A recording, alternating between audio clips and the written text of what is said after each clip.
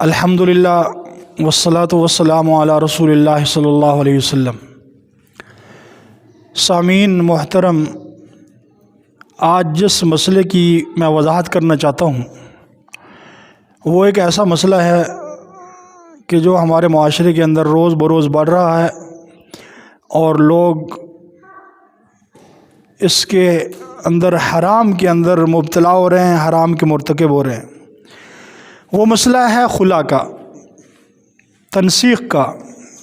میاں بیوی کا نکاح ہوا اور تھوڑی سی بات پر میاں بیوی کے درمیان انبن بنی اور عورت نے جا کر عدالت کے اندر تنسیخ کا دعویٰ دائر کر دیا۔ تو سامعین، ہماری بدنصیبی یہ ہے کہ ہمارا یہ ملک پاکستان جو اسلام کے نام پر بنا اور لا الہ الا اللہ کے نام پر بنا، آج ہمارے فیصلے کرنے والے ہمارے عدالتوں کے اندر جج جو بیٹھے ہوئے ہیں ان کا دین کے ساتھ کوئی تعلق نہیں، وہ بالکل دین سے بالکل وہ جاہل ہیں، لیکن وہ آج ہمارے فیصلے سن رہے ہیں اور فیصلے دے رہے۔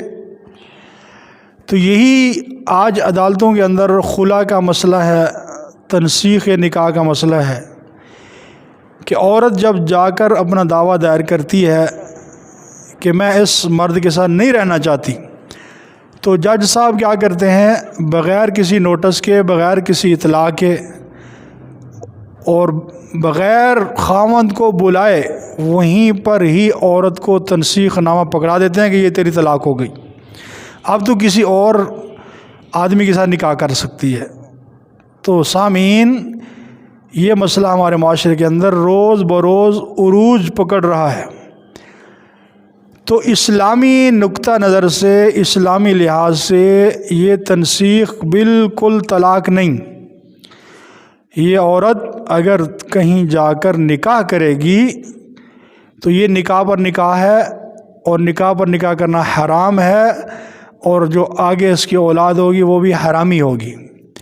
اس لیے علماء کی زیادہ ذمہ داری بنتی ہے کہ وہ معاشرے کے اندر اس بات کا شعور پیدا کریں کہ جو تنسیخ نامہ ہے، جو خلا نامہ ہے، جو عدالتی طلاق ہے، یہ کسی صورت میں طلاق نہیں تصور کی جاتی اسلام کے اندر، بلکہ یہ حرام ہے، یہ زنا ہے۔ جو آگے نکاح ہوگا وہ نکاح نہیں ہوگا اور ساری زندگی یہ عورت حرام کی مرتکب رہے گی۔